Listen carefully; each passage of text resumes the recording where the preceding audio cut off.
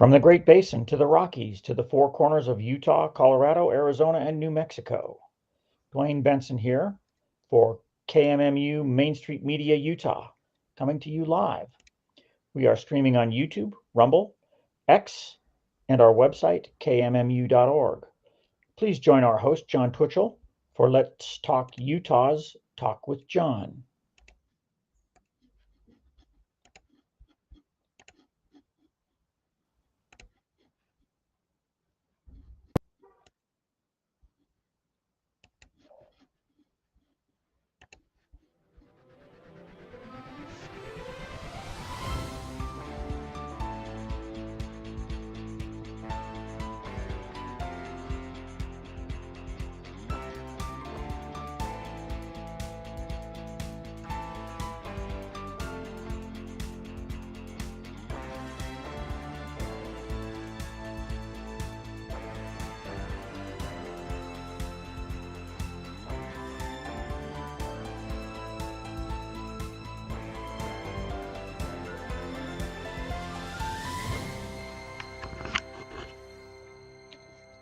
In border news, according to USA Today, President Donald Trump's border czar, Tom Homan, doubled down on the administration's mass deportation campaign on Monday, saying he plans to continue the aggressive roundups and removals despite court rulings and injunctions trying to halt them.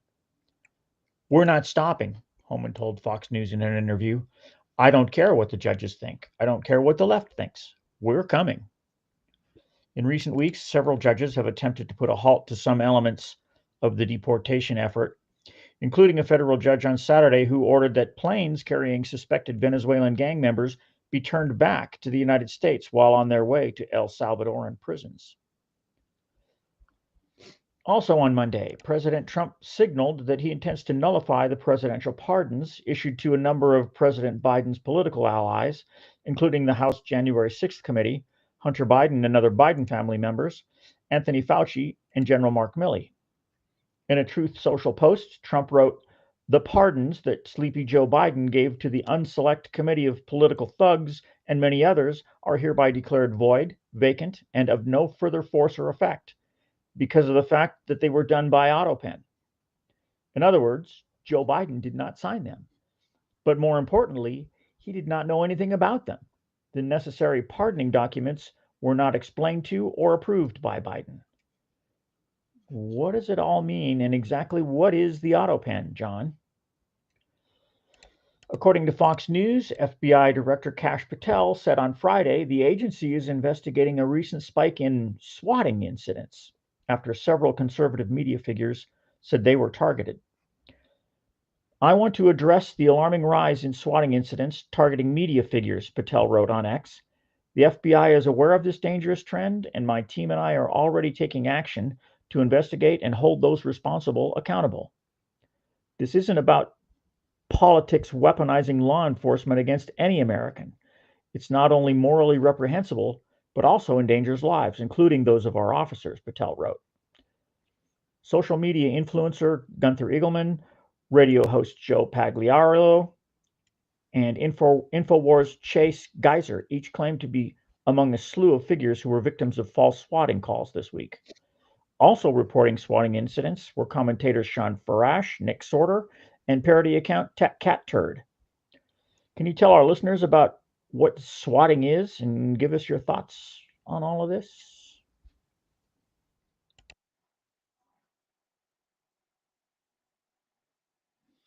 Well, we will be talking about those things today. My guest will be joining us here probably in the next few minutes. Michael Letts, I'm going to have Michael Letts of Invest USA join us today. But absolutely, we will cover those subjects and more. So I am looking forward to this. And boy, wow, my producer extraordinaire, what a great job in getting that lead in of the different topics that we're going to be talking about today. I have a list of over 9 topics that at least 9 topics that we're going to talk about. But I want to let's do this. let's get this show off to a proper start. This is Talk with John here on KMMU.org. Looking forward to being with you for the next 2 hours. And I'm really appreciative of my great producer, Dwayne, for making that happen. We are working hard to bring you, the audience, even more information, better information, and kind of make it look like a real organization. We've been in the process of working these bugs out. We're getting better and better all the time. Now, also for the call ins, you can call in live to talk with me at 385 899 2134. That's 385 899 2134. Now, I also want to give out the top of the hour show prayer and the top of the hour show mantra. I hope my show is a gift back to my forefathers, the founding fathers, and may it be an acceptable token to our Father above. Then the show mantra: where there is liberty, there is the Spirit of Christ. Where the Spirit of Christ is, there will be liberty. And the greater the Spirit of Christ, the greater liberty will be. Now, heaven knows I don't live up to that statement all the time. In fact, there's plenty of time that I don't, but I am working on it. So, a couple topics. So, let me go over the topics that I'm hoping to cover with Michael Letts. Uh, Situation with the cartels at the border, southern border, updates on who is being investigated now by the FBI, Director Patel, AG Bondi, and DNI Director Gabbard, going after the judicial reform targeting lower courts, rogue federal judges. Is Carrie Lake right about the government-funded media Voice of America?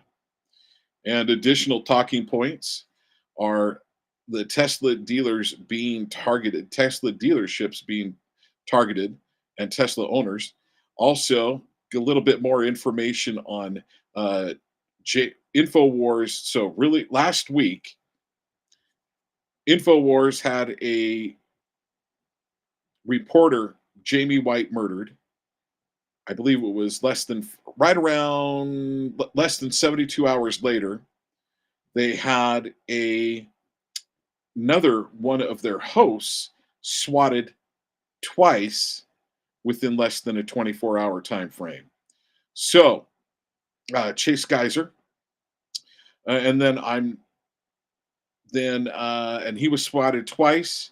And then Nick Sordor, a reporter who he says, and I believe him, that he was swatted, and his family, his father and sister, were swatted. Now, all of these people happen to be on a Ukrainian hit list, every single one of them. Interesting. Then also another one that we're going to cover is maybe the biggest of them all, is Joe Biden, and his AutoPen was used as opposed to his own personal signature. Now, one thing that we talked about, I think we covered on this show, is that there was a break from the norm for one of the last signatures done by Biden. And everybody was like, well, is that an AutoPen? Comes to find out, just about everything else was an AutoPen. In fact, there were times that supposedly he signed the state, or the AutoPen was done in Washington, D.C., and he wasn't even in Washington, D.C. How many of that is the case? And then the plane was told to turn around. The plane was told, well, how about this? A judge wanted a plane turned around and flown out of from Venezuela. And when it was over international airspace, the plane wound up landing, and the president said, "Too bad, it's here." And then one more thing, we want to see a little bit I'm getting some headwinds that there might be some things brewing in Panama with the Panama Canal. Who knows? So a lot of different talking points. Michael Letts is joining me right now, so we will be bringing him on. Looking forward to having him join me. Michael Letts, we've got a ton of information to cover. But before we start on any of that, we need to do the most important thing. We need to reintroduce the audience to you and tell them a little bit about him. Michael Letts, my good friend, is the founder, president, and CEO of Invest USA. It's a national grassroots nonprofit organization that is helping hundreds of communities provide thousands of bulletproof vests for their police forces and other sheriffs, troopers, law enforcement organizations. He also provides educational, public relations, sponsorships, and fundraising programs. He has over 30 years of law enforcement experience, hence his pro police stance for his brothers and sisters in blue. Michael, if all those that are interested in learning more about Michael Letts can go to Invest USA, that's INVESTUSA.org. Michael, thank you so much for being here, brother. I appreciate you joining us. Always a privilege to be with you, John. And you're right.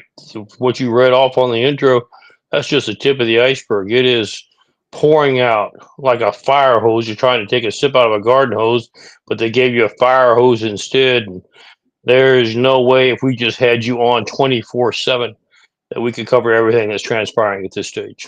Speaking of fire hose, we could be talking about what happened in Pasadena. We could be talking about how they're a bunch of firefighters short, a bunch of police short. Correct. In fact, I want to say it's the LA Sheriff's Department. Now, why is that relevant? Your good friend John, and I forget his. I want to say, it's not John Locke. John, the firefighter out there in LA. What's his? My mind just went blank, same as yours did. But we definitely know Mr. John. So I'm gonna figure that out here in the next few minutes. But he is an LA firefighter. LA Firefighters for Freedom. And LA got rid of a bunch of their sheriffs and got rid of a bunch of their firefighters because they wouldn't take the jab. Correct. So that is one of the things that is causing such a law enforcement shortage. So I'm going to mention that real quick. I am looking up John's information. Well, as you mentioned that, it was the shortage because of the refusal to accept the jabs. John Correct. Knox. KMOX. Yep, John Knox. So, but we did just lose the fires because of the vaccine. We also lost plenty of them due to their incompetency, talking about like Karen Bass in the cities that would cut the fire department's budget or misappropriate funds and use it for something else instead of for hiring firefighters and law enforcement. So the chickens are coming back to roost, aren't they? They sure are. So let's hit the border. Now, I take that back. I want to pivot one more time. So I have maybe not breaking news. Chief Justice Robert defends rogue judiciary, slams Trump's call for impeaching judges in rare rebuke. Any thoughts on that one? Oh, yeah. John's way off in left field. Let me tell you where we're headed, and let's just go ahead and deal with the elephant that's in the room. We have a rogue judicial system. It has been compromised by continually placing leftist activists and those who hate America on the benches in federal, even state and local, and quite frankly, even on the Supreme Court. Now, that having been said, you say, well, what if you don't like their opinion? It's fine if we don't get along on opinions based on interpretation of the law. It's quite another matter if you are trying to take your position in the judicial system and change it to a mission of the executive branch. You have no right to run this country. You're not elected. You're not a member of the executive branch. And we have allowed that to occur for way too long. So here's what has happened. The president, and this is not known, we're giving out personal information, has issued an executive order that all lower court rulings will not be complied with. We are appealing to the emergency session before the Supreme Court to get a question resolved. What does the Constitution say? Who runs the country? Is it the executive branch and whoever the people elect as their chief executive or commander in chief, i.e., the president of the United States? or is it the judiciary? Constitution is very clear. However, we are concerned that with those who are on our Supreme Court, Amy Barrett being one, John Roberts being the other, that don't be thinking, oh, we've got a conservative majority. Not so sure they're quite as conservative as you may think. If the Supreme Court decides, which is what John Roberts just gave an indication that he is looking to do, decide with the judiciary, we're going to have an American Revolution on our hands. Because quite frankly, that's not the way the Constitution was written. I have been saying this for the last 2 weeks. I'm changing the narrative. This is the second American Revolution. How far will it have to go before we get the purity back into government and before we reestablish the U.S. Constitution remains to be seen. But we can't let this stand. And the president is aware of that. Plans are being drafted now. Or if the Supreme Court says, oh, no, the courts decide policy. The courts decide. They're violating the Constitution. Somebody's going to have to call them in to check in if it's the U.S. Supreme Court. We're getting prepared to do that. Okay, so why do you say that the courts don't have the right to say these things? Why don't they have the right to stop it? Well, it's very, very simple. If you and I go to court over the interpretation of the law, that is certainly within their jurisdiction. If you and I go to court because I issued a ruling, and I'm the chief executive officer, and I said, as the chief executive officer, what does the Constitution charge me to do? To provide for the common defense, to promote the general welfare, to administer the budget, to make sure that the programs and policies of this country dictate what the legislature has passed and what the executive branch is now authorizing and implementing. When you have the judicial system, let me just use some examples of what's occurred. When you have the judicial system saying, okay, no, you have to spend that money. USAID, we realize it's full of fraud, waste, etc., but we don't care. You're going to pay those bills. They have no jurisdiction to say that. When they say, oh, you invoked the Immigration Act and you're deporting murderers, rapists, and Tres de Aguenda and MS-13 members, nope, we decided we're not so sure you're going to be able to do that just yet. We're ordering you to keep them here. They have no jurisdiction in doing that. Who do they think they are, John, to be able to say that we're going to keep rapists and murderers here, and the chief executive officer doesn't have the right to immediately deport them when immigration falls under the executive branch for the U.S. Constitution? These people have gone absolutely nuts, and it's time that we pull them in and rein them in. And yes, impeachment is the way we're going to go. And I don't care, Chief Justice, if you don't like it. Maybe you're one of the ones that should be impeached. Amen. Preach, brother. Preach. I'm getting fired up. Enough is enough, John. We have been sweating, fighting for 7 weeks, doing amazing things. And we'll talk about that during your show. But it's enough to have to do it and fight the elitists and the globalists and the Democratic left. To fight it within our own selves, to supposedly conservatives? No. It's just you're trying to break the camel's back. Enough's enough. It requires a second American Revolution. So be it. Well, I'm going to say this. Who elected this judge? So we can just... Nobody. So here's the thing. Either the right or left can go shopping for a judge somewhere in America, wherever they want to, and find a judge that is going to find for their side, and then they make a decision for the whole country. It's much broader than that, John. Let's make sure your listeners understand what's really going on. This is the epitome of the battle that we have talked about for quite some time on your show between good and evil. Now, they didn't want Trump elected. You and I both know that.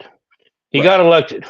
And so he comes in as a whirlwind, firing left, right. He got him so confused, getting so much done. Their unanimous course is he must be stopped at any cost. Now, what they have done so far hasn't worked. So now they're pulling one of their last cards out. The judicial system. We've got enough liberal judges that we have placed on the bench that I don't care what the issue that comes before, whether it's sending criminals home, whether it's defunding programs you don't like, whether it's firing people who are not even showing up for work, whatever it is, you automatically issue a ruling against that. We're going to wear him out. We're going to break him. We're going to break this administration. Once we break that spirit, we can start bringing things back to our side of the table once again.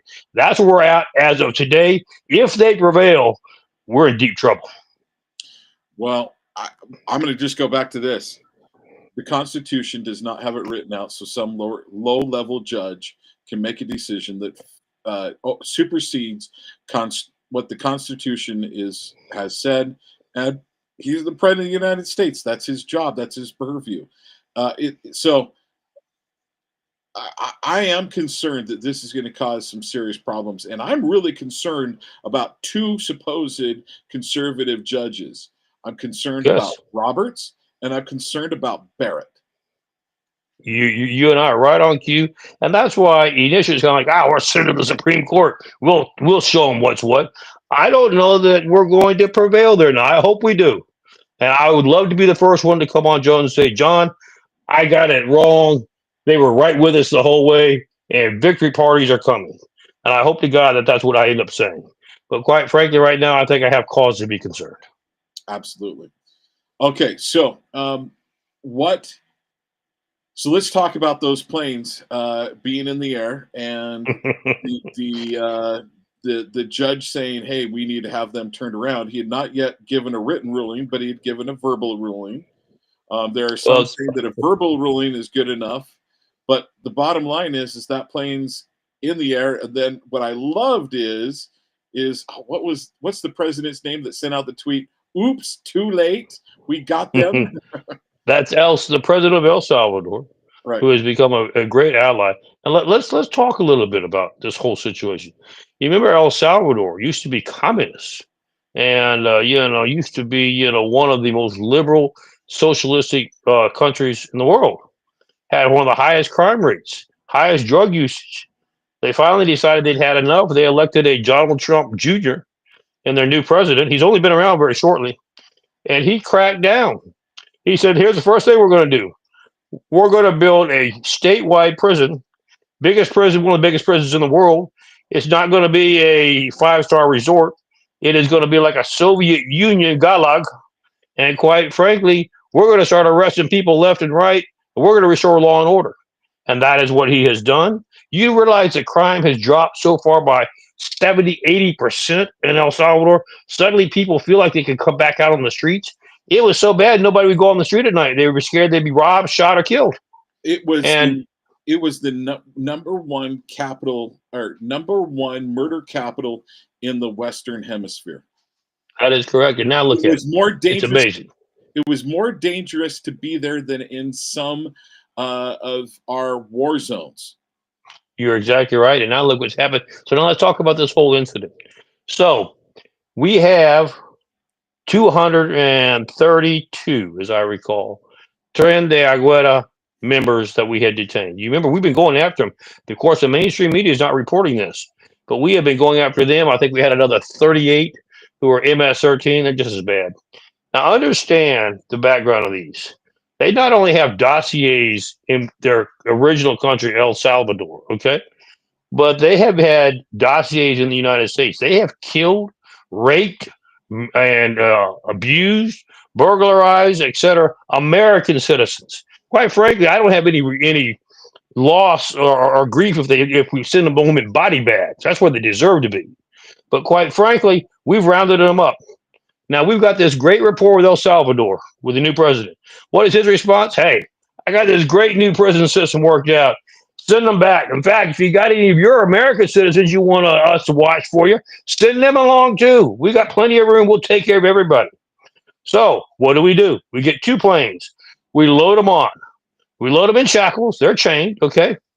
And here, suddenly the ACLU, as I recall, it may have been somebody else, but it was ACLU type people, file this. Oh, they're not getting the due process of law. You have violated their rights. Well, first of all, they're not American citizens. They don't have any rights.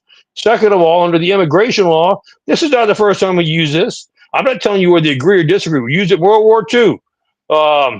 Franklin Roosevelt, when we broke out in World War II, said, look, there is a segment of the population that we feel like are sympathetic to our enemies, and we're going to detain them and have detainment camps. He said, oh, that's a horrible thing.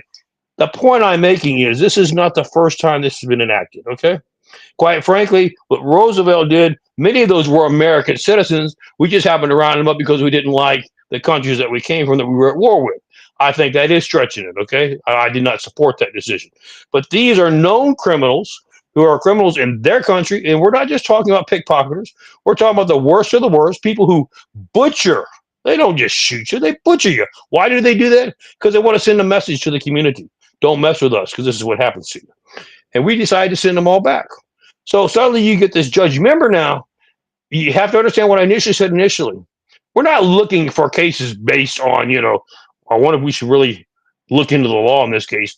Any case that we can find to disrupt the Trump administration, these liberal judges, that's what we're going to do. So they immediately issue an injunction. Nope, we don't think that you have the authority to do that. We're not saying you don't, but we're going to order those planes to be turned back around, both planes to be turned back around. Well, there was a little delay. Nobody said anything. Then suddenly a tweet comes out a couple hours later. Sorry, too late. They have just landed. Here they are. You watch them. It was on TV. And you watch how the Salvadoran army treated them. Don't you dare stand next to me because you have earned the respect of that. They bent them over. They shaved them right there on the tarmac, dragged them basically into jail. And boy, they got a lot more coming than that. That was a nice welcome compared to what they're fixing to face. And so the judge gets mad. Well, I told you to order those planes around. Well, sir, they're already in national airspace. So he comes to a meeting, a hearing today, this morning. He says, well, I need to see the logs of when those planes left and whether it was before or after, and whether even when they left, whether they really were in international airspace. I need to see the rulings as to why they were not turned around. Basically, this is what the president said. That's classified. That is a military operation. Do you have security clearance? Are you a military operative? Stick it where the sun doesn't shine. We're not giving it to him. Now he's furious. How dare you treat a justice that way? That's when they're blaming Roberts, is saying, oh, Trump is just calling for impeachment. Not just Trump. Musk, everybody across the country is saying, if that's the way they want to be, impeach them. Yeah. Get rid of them. Yeah. That's the situation we're in today. Because how dare a judge think that he is sovereign. He has security clearance, which he doesn't have. He can compromise a military operation. If we give you that information, good and well, John, it's not going to stay, in the court. It'll get out. So now the opposition knows where our takeoff points are at, what kind of security operations we use to get the people there, what routes we take. You think we're going to jeopardize our military for him? The guy's absolutely smoking pot. Well, Michael Yon had the opinion, not Michael Letts, but Michael Yon said stick him on a boat and float him down the Mississippi River all the way down to El Salvador. Works for me. Now, just make sure there's plenty of little holes in the bottom of the boat before you do it. Why would you have a number of holes in the boat, Michael? Ventilation. Don't ever want them to be accused of it being too hot. That water will cool you off or not getting enough air. How big of a hole should they have, Michael? I think we could have that debate. It depends on how many holes you want to allow me to have. Obviously, to get rid of any of bodily fluids. I'm sure that's all you're talking about. I'm sure not. We don't want to have a hole big enough that all of a sudden the bodies go out the bottom. All right. Okay. Well, we're going to make sure there's plenty of crocodiles. They're hungry. They deserve to be fed as well along that route. We're doing everything we can to watch out for our global balance and the global climate solution that we have. Let's make sure all the animals are fed too, because they're part of the ecosystem. Well, there's a part of me that's okay. Maybe I heard this stated, and I'm not going to say from whom, but it was not my original thought. I've had a few people say, why don't we just send them back to their countries of origin? And we'll tell the countries of origin, yes, we're bringing them back. The military's bringing them in. We're going to land them on you can tell us the port that you would like us to deliver them, or we're just going to deliver them on the beach in cuffs. And we'll let you know where they were delivered at. Or we could deliver them without, or if you want to fight us, we'll make sure we take the cuffs off and let them run free as soon as they hit the beach. I like that idea. My other idea was, look, we don't have to land in your country. We can open the cargo bay door and deliver the cargo free of charge. We don't have enough money now. We're cutting back in America. We're not going to give them free parachutes. I mean, that's extra. We're happy to give them a shove out the door. Some of those planes can get going slow enough. Is that the thought? Right above That's the thought. That's the thought. And if Exactly. you have a slow moving boat, you take it right up to the right up to the shoreline, and you say, "You best learn how to." We'll give you a flotation device. Swim that way. Oh, you're exactly right. I love it. And you see, bringing this whole thing around into the real focus of what we're going to be discussing this evening, you see how they're desperate they are.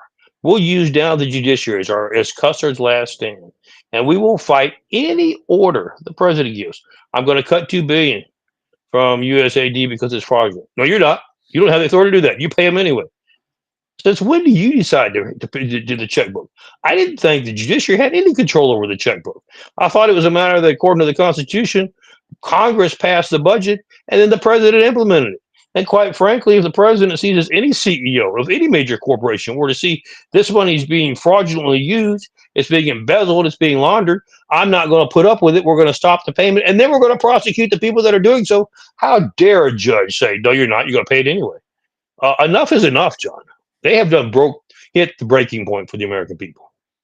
Okay, let's go to the situation on the border with the cartel. Now, I want to read. Let's see. Let's see. A headline. Let me see if I can pull this up real quickly. Homeland Security Chief Kristi Noem announced the construction of more new border wall.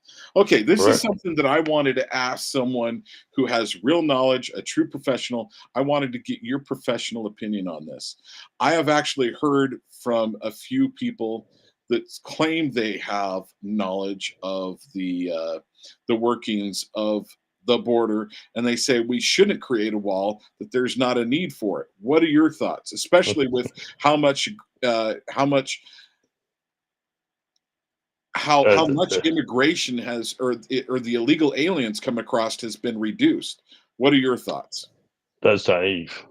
Yes, it's been reduced because we're taking a hardline stance, but it's kind of like a puzzle. You don't want to have just one piece, where the puzzle doesn't look like anything. It's not the full picture.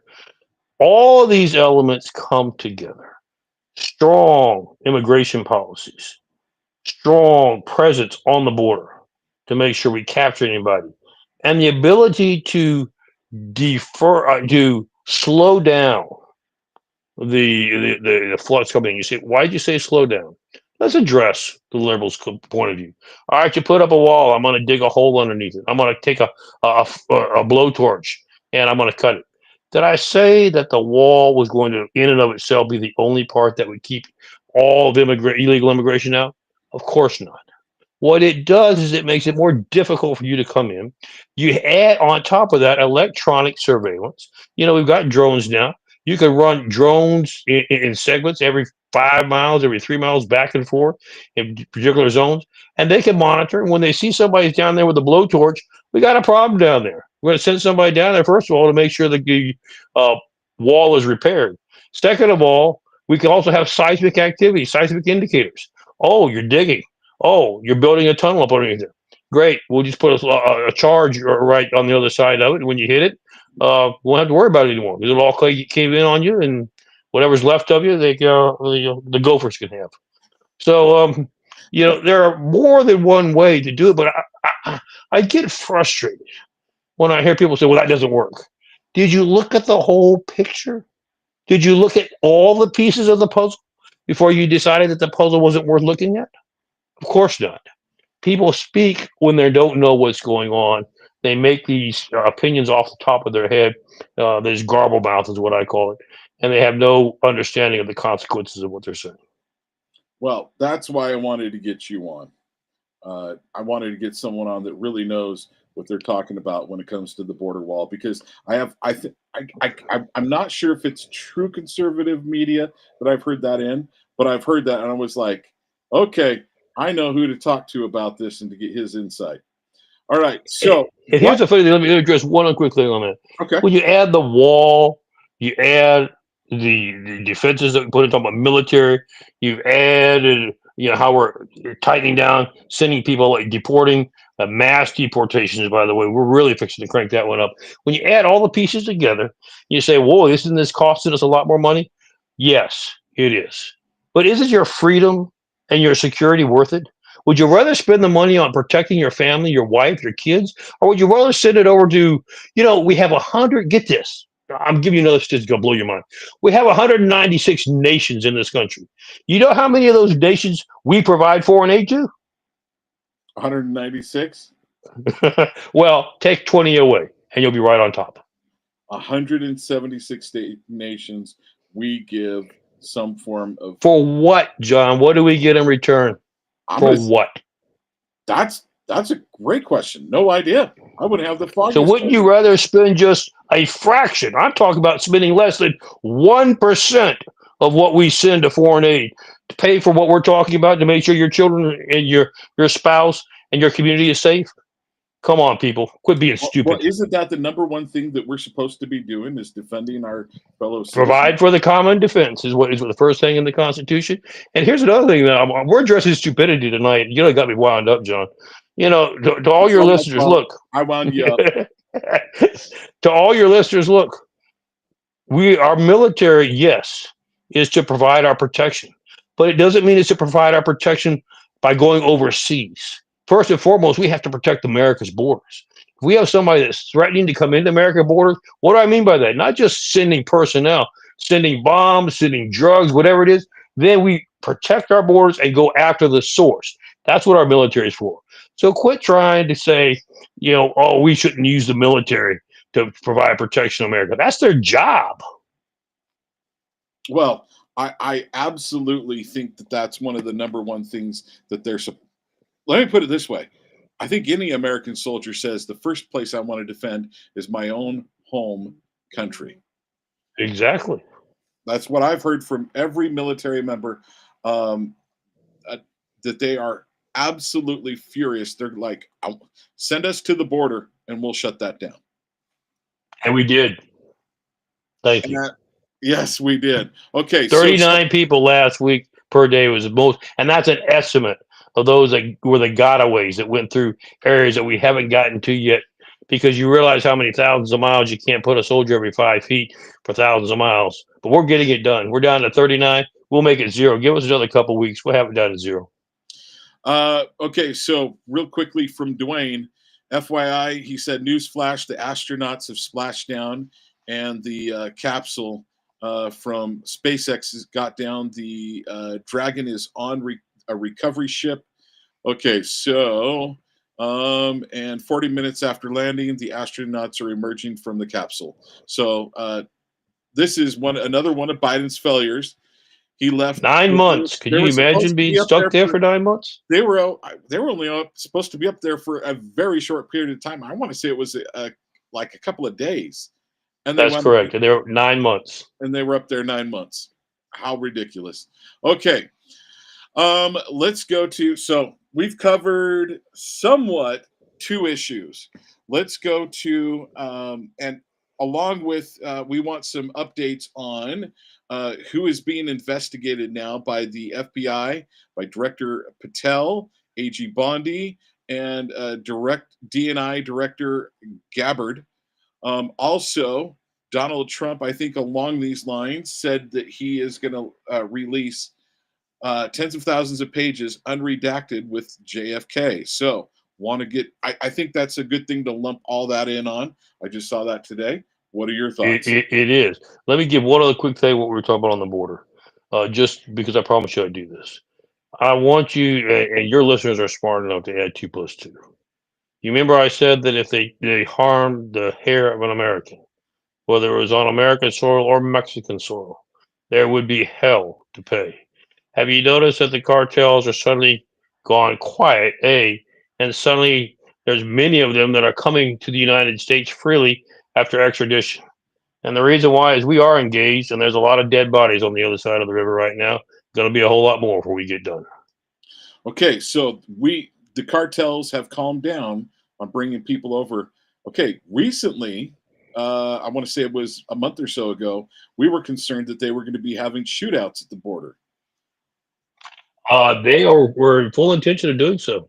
I told you we prepared. In fact, it was a little bit frustrating. The word leaked as to what units were going to go across and how they were going to go in, so we had to change some plans. But we are executing what we promised all along. There is a military operations are underway, and we are eliminating. I told you we would not disrupt; we would eliminate the threat, and And that's being done. did I also hear you correctly in your statement of they are coming over and handing themselves over? That is correct. That is correct. Wow, that's Members of the cartel. wow. That says that we're doing a lot. Okay, folks, please feel free to call in at 385-899-2134. So I've just got my going Oh, back. go back to your all your list. Yeah, let's go back to that one. Sorry Got to about make that, sure John. we get in as much as possible because we're 40 minutes in and we've hit like two or three subjects. Oh, well, let me just ask you this. How do you feel Director Patel, Bondi are doing, especially with what happened with the Epstein files? They're doing great. You say, why would you say it? Let's take two different issues. Let's take the Epstein files first, because that's the most controversial. The Epstein files were promised to be released on the campaign by Donald Trump. He was elected president. He put in the right Attorney General, Pam Bondi, who shared the same view. He put in the right director of the FBI and deputy director, Dan Bongino, for getting the list out.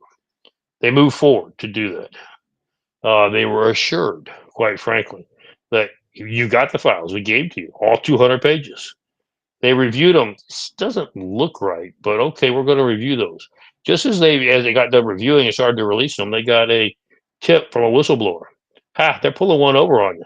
There's thousands of pages and videos at the Southern District's office in New York.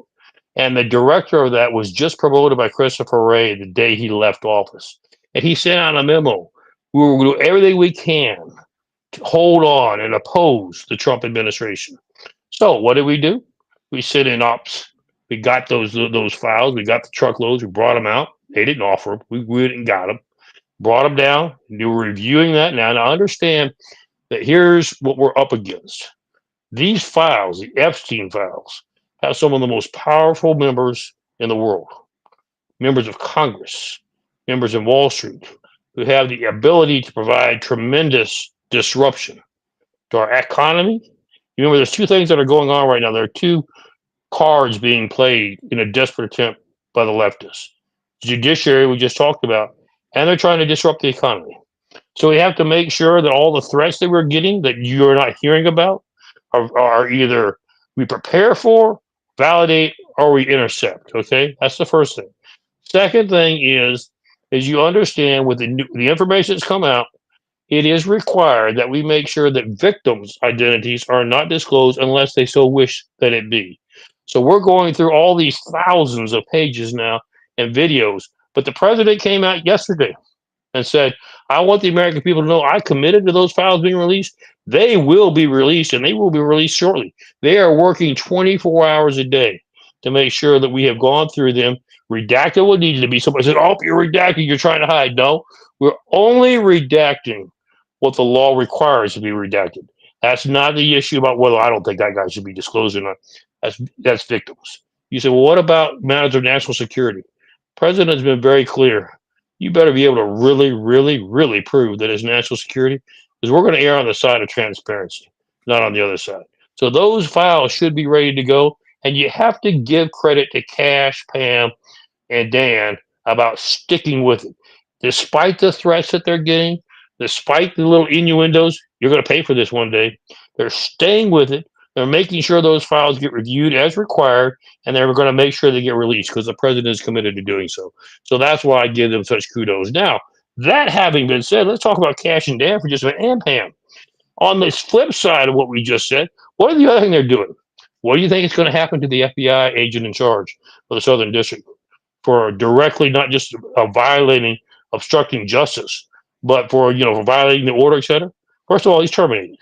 Second of all, do you think we're just going to say, okay, here's your pension. Now go enjoy your pension for I the rest of sure your hope life? not. We're going after him with criminal indictments. He's the beginning.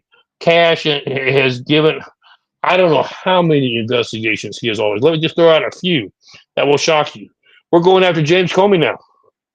And you remember James Comey is the one that reported to Barack Obama and Hillary Clinton.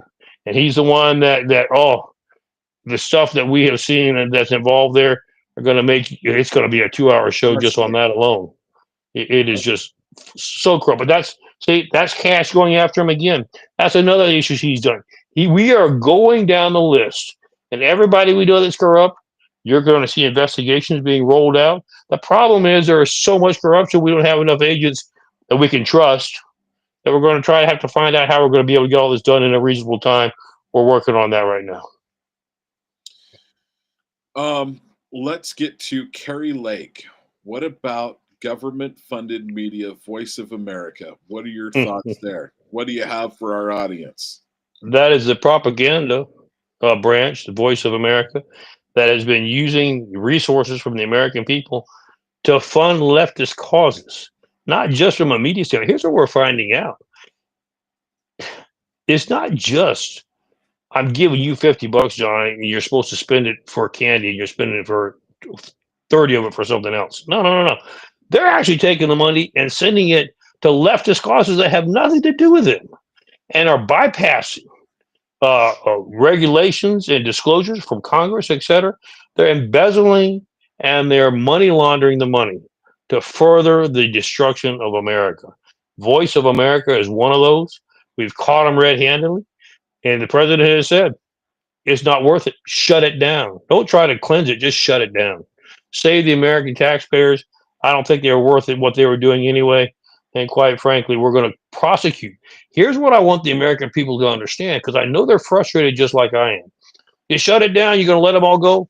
Every time we say we're shutting it down, we're not letting the people go and say, here, have a good retirement.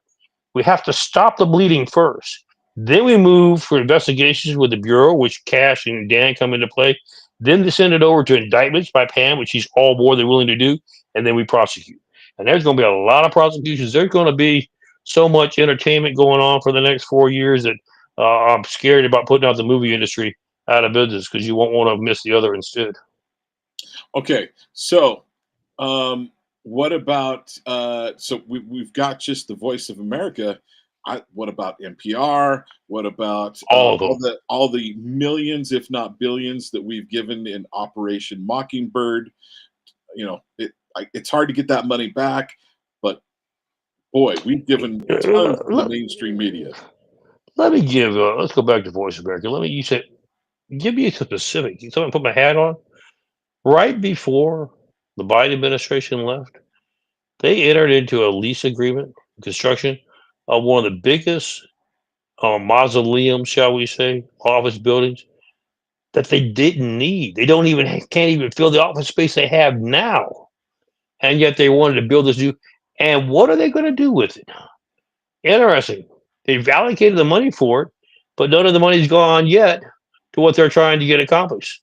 So they're going to build this grand park, this grand office complex for who?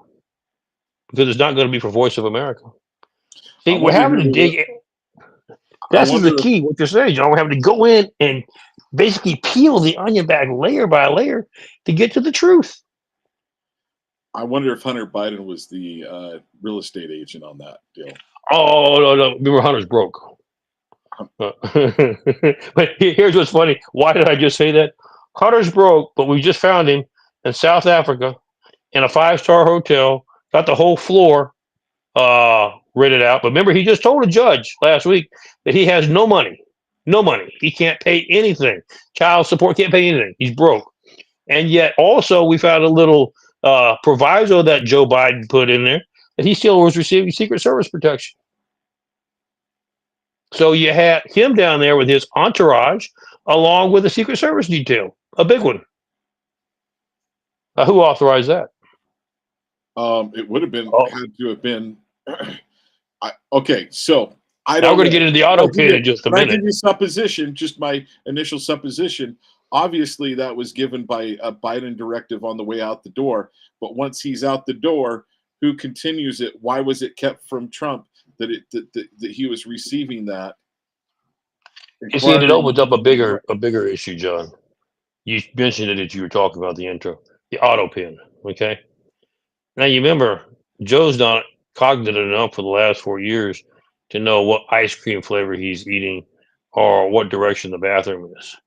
So somebody else is running the show. They're using that AutoPen. I mean, we've discovered now it wasn't one or two. The majority of his government was done by AutoPen. So who's the one that drafted the executive orders, the pardons, the directives, and used that? In fact, we find out it was used by quite a few people. Under what authority? And the way it works is the president has to make the decisions, and it has to be his signature. And we find out now the president can't remember where he was at yesterday. So did he authorize you to do that? Well, you raised another question, I think, as we first went into the show. A lot of these signatures were done when the president wasn't even around. Right. So who was making these decisions? Well, we know for a fact because we have eyewitnesses that Hunter Biden and Jill Biden were in almost all the meetings. Now, remember, these are meetings with national security matters being discussed with top priority clearance. They had neither. So what were they doing in the meetings? Also, we know that basically they were running the show in part, the show that they wanted, the part they wanted to run. So I'm sure they had access to the AutoPen. So do you see what we were looking at for the last 4 years? Hey, John, you need something? Yeah, here, I'll draft it up. I'll go down there when nobody's looking tonight, and I'll run that AutoPen, give it back to you. You'll be fine by tomorrow. Was that happening? Now here's what we're doing, and this is what's got them so scared. We're back to cash. This is why I love the boy. Everything he senses that was done illegally, we're putting investigative teams on. We're going to find out who every person was that had access to that AutoPen machine, whose fingerprints were on it. We're going to find out which of the executive orders. Looks like the vast majority. It may even be that we have a Supreme Court justice that was put on the Supreme Court without knowledge of the president.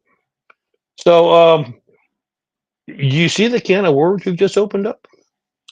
Oh, wow. Especially with the Supreme Court justice. Your statement there, if that's the case, holy moly.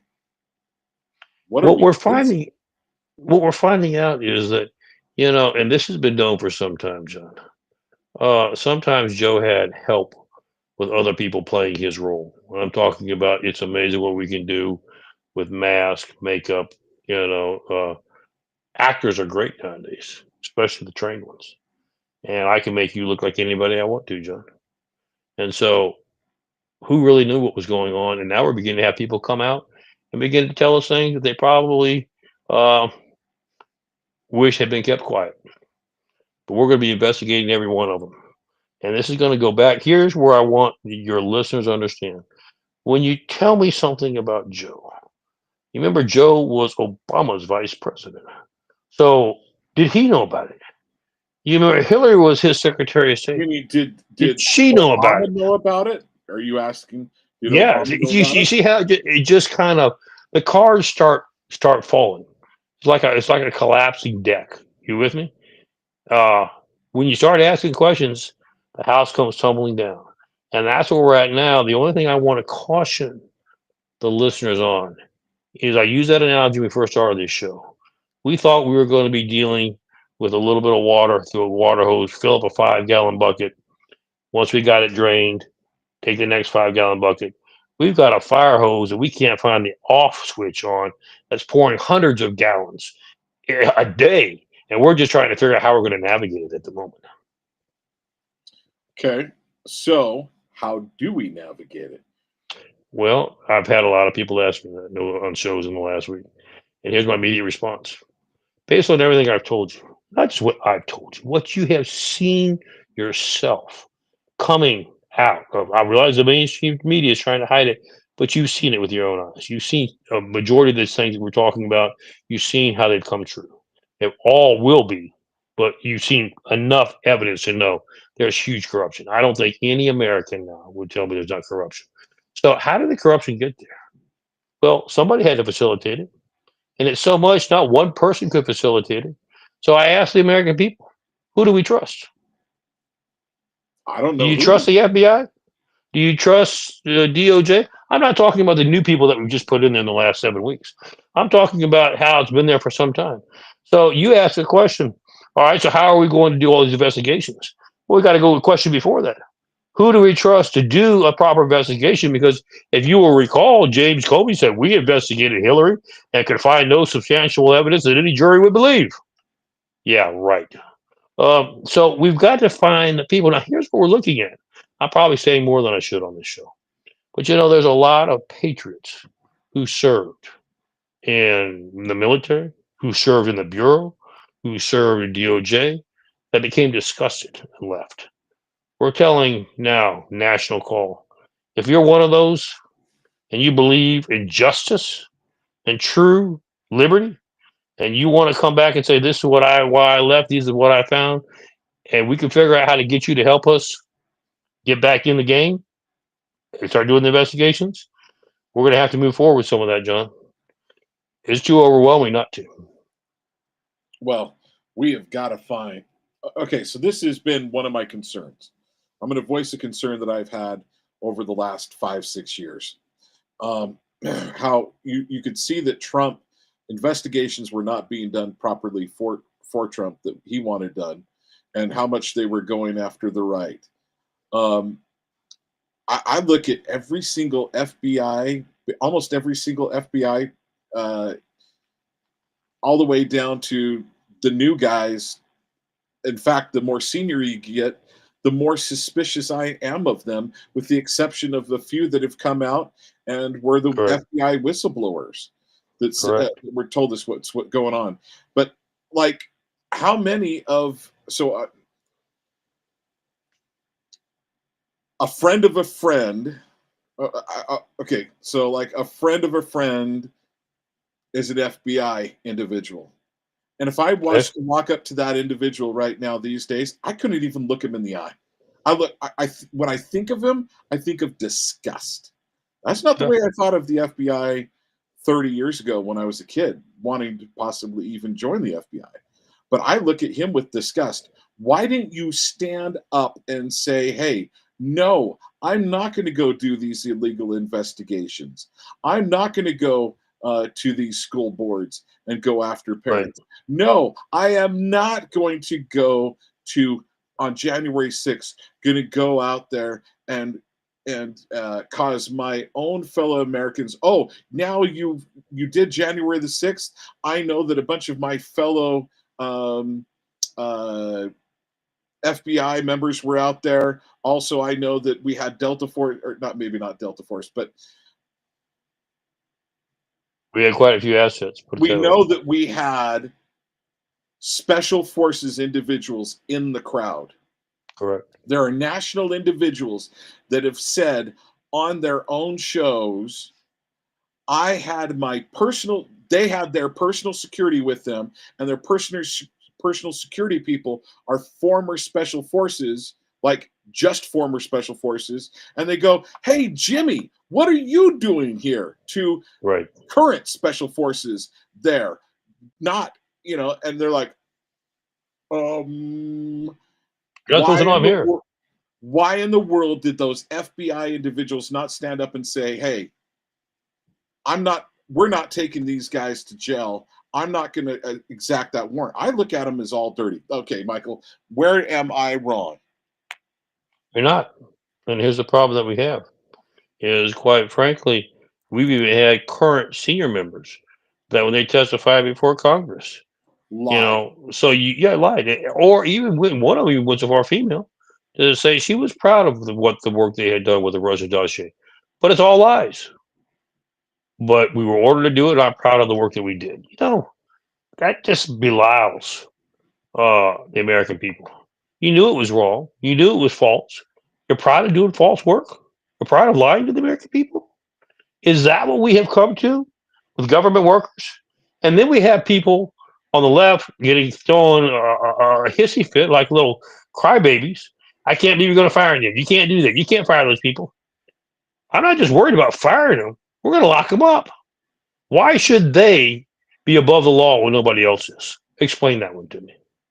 Especially, they should not be above the law. If we're going to throw innocent men in the gulags, we should throw people who are not innocent in the gulags. It's kind of funny, when you're talking about J6. Poor J6 committee, all their pardons because their auto sign just got ruled invalid. Okay, now have we had an official ruling on that yet? Here's the ruling that's coming down. The president of the United States has said because of these facts that taint the process, they are null and void. Now, what does that mean? Let's describe it. That means DOJ is going to go after you. You broke the law, we're going after you. Now, what do I expect? When I go after you, you're going to holler out, you can't do this, you can't do this. Give me a court, give me a liberal judge somewhere that's going to say, this gets back to the first thing we talked about on this show. What are we going to do with our judiciary system? Because unfortunately, we didn't have one or two judges that were appointed by an activist liberal president who couldn't get put on any other way. There have been scores and scores and scores all across the country.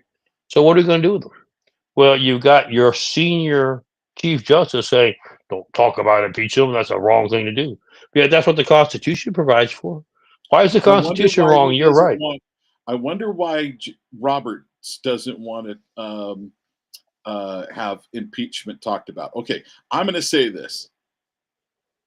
I have heard on other national programs that it's been questioned, is Roberts on those lists that are connected to Epstein. Now, I'm assuming we don't know, but there are national show hosts that are saying they've been told that is the case. Why do you think it's been so difficult? That's why I've got another show that I'm on, and he pounds me about once every 2 days. I thought the Epstein list was coming out last week. Are we getting duped? No. But based on what you just said, because of the information that I know, do you understand now why it's so hard to get this thing out? We're going to get it out. Trust me. Trump is committed. So is Pam. So is Cash. But there are all kind of things going on that the American people don't know about. Threats, lawsuits being tried to be filed behind the scenes. Don't you dare do this. Judiciary members that are on there that are trying to say, that's a violation of privacy. You can't. We're having to swat every one of these people down, and it's to the point now that the president announced, "Enough's enough. I'm not going to allow you to continue to swat at me for my 4 years. We're just going to go ahead and release it. As long as once they tell me that the victims have been redacted, it's done. It'll be sitting on the doorstep. Anybody wants to grab it, take a look at it." And they know that's coming, and they are, they're in a panic. They have got to find a way to break this presidency, break this president, and that's what scares me, because the only other thing they can do is take him out. Well, okay. Something that has happened here in Utah that maybe a number of the listeners don't know about is there up in Tremont, the very northern Utah town, the fire chief and a judge were connected intimately with one another and were also sending one another child porn. Correct. And they were the judge was taking care of the fire chief and vice versa. And so if that's happening in a very small conservative town in Utah, first of all, why was that information ever allowed to be released is one question that I have. Why wasn't the deep state fighting it more? And two, if it's happening here in Utah, I guarantee you it's happening all across the United States. And I guarantee you it's happening on higher levels. Your thoughts? Well, let's answer your first question. How did that get reported? Well, quite frankly, that's been part of our strategy. Remember, I told you we're going to overwhelm you, do 100 things on the same day. You won't be. Your mind will be scrambled. You'll be able to figure out which one you should grab onto and try to fight, which one you shouldn't. That's how that gets through. We have so much going on, they can't focus on what they need to block. So our strategy is effective. But second of all, you hit the nail on the head. That's just the tip of the iceberg. This is going on all across America. It is now trickled down from the federal level into the state and local level. And we are determined. This administration is determined that we're not just cleaning up the feds. What good does it do to take out a piece of cancer and leave the rest of it there? We're going to do whatever is necessary to put in place the systems needed to eradicate all the cancer and then to make sure it doesn't ever come back. Yeah, I've got to figure senators, Congress people, men and women are on that list. Judiciary, don't forget them. Judiciary, absolutely, yes.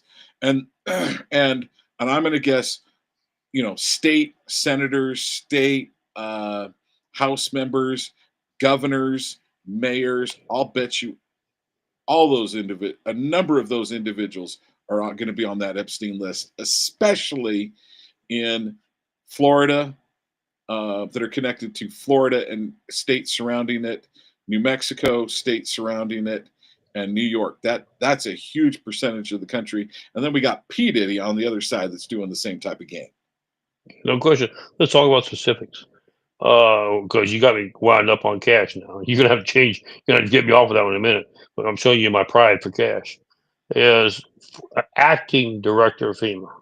I'm saying it past tense just in the last few days. The acting director of FEMA. That is not member the appointee from this administration. That is who was the previous administration had a director who tried to leave real quick, and they put in the deputy director as acting.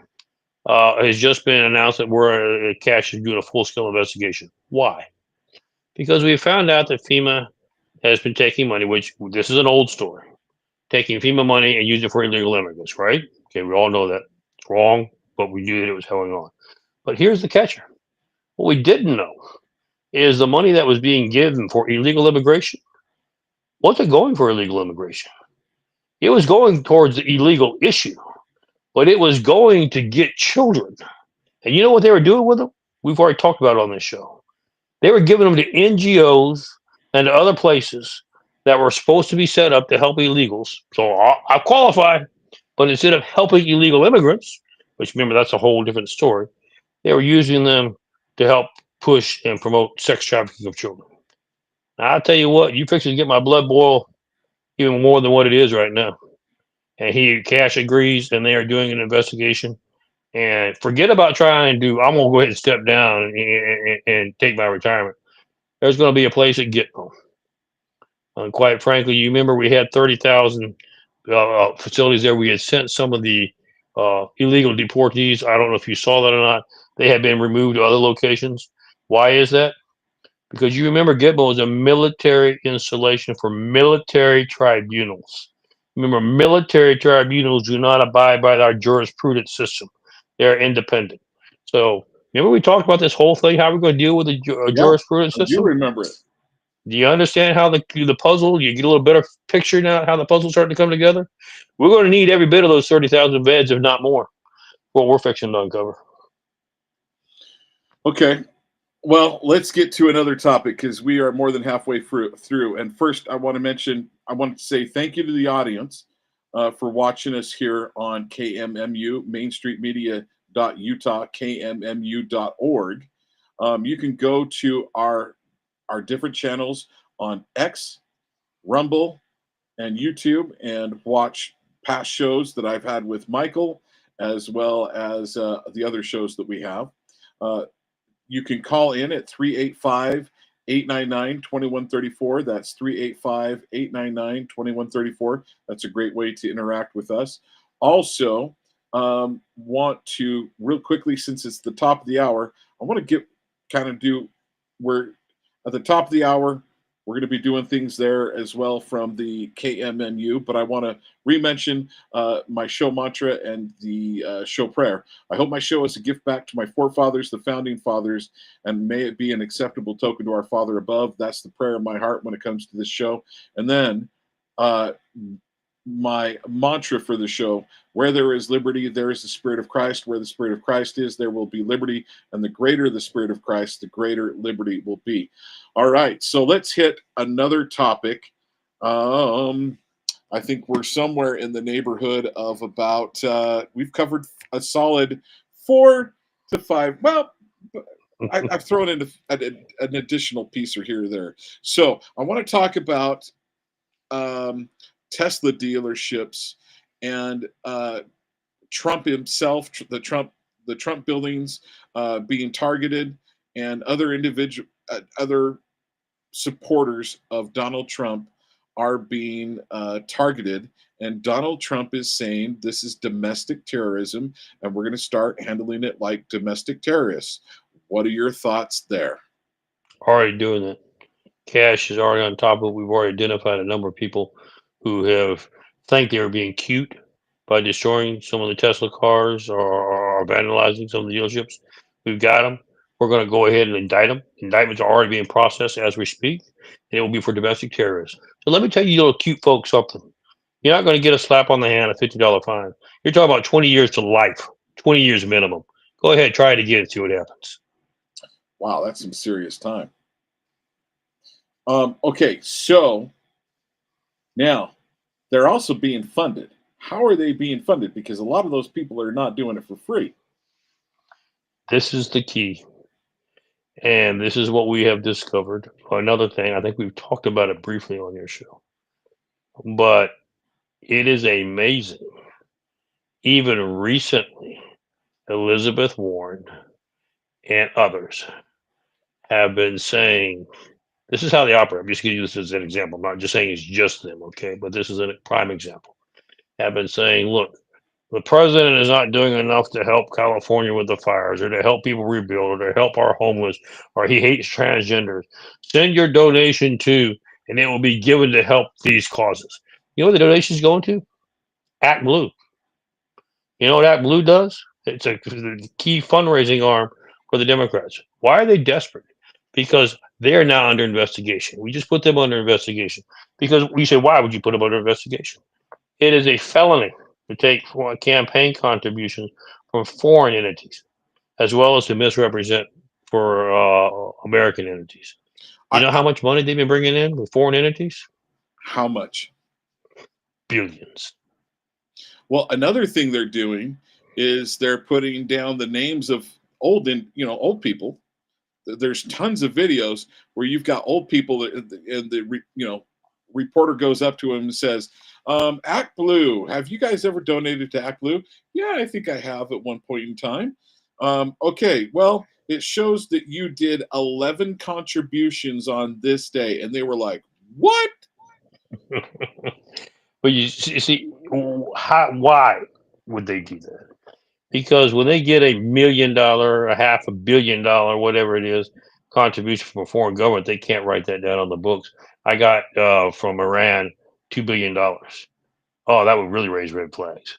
So what do they have to do? They have to figure out how to launder it. Okay, So they say, oh, John gave one time, so let me go ahead and say that John gave 20 times. You'll never know the difference. You know, he's never going to find out. And that's how we're going to get all this money funneled through, and it doesn't look like it comes from foreign. They get sloppy sometimes and kind of really make some bad mistakes to where it actually shows that it did come from foreign accounts. That's what we're zeroing in on now. Okay, so if we've got that going on, isn't that a big no-no, especially if it can be proven? Isn't that something that is jail time? Oh, no question. But now let's put this again. We're building our puzzle.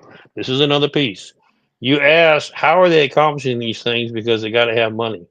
These are their funding sources. Now we're going after their funding sources. Their funding sources were twofold. Their funding sources were NGOs receiving your tax dollars from USAID, among other things, or ripping off Medicaid. You know, remember I told you this is one of the most sophisticated criminal syndicate networks in history in the world, right? Not just in America. And so the other thing is using every means possible to raise money. Okay, we'll just get a bunch of foreign contributions to come in to AdBlue, give it to the Democratic Party. We can continue to fund these kind of activities. We can fund activists. We can fund, what do they call them? Get out the vote, or, spokespeople, et cetera, to riot, to go up and down the streets. And we'll fund it that way. But as we're beginning to hit their funding sources, whether it's AdBlue, whether it's the funding from USAID or others, suddenly they don't have the cash. And that's why you're seeing them scream so hard, because quite frankly, their machine is falling apart.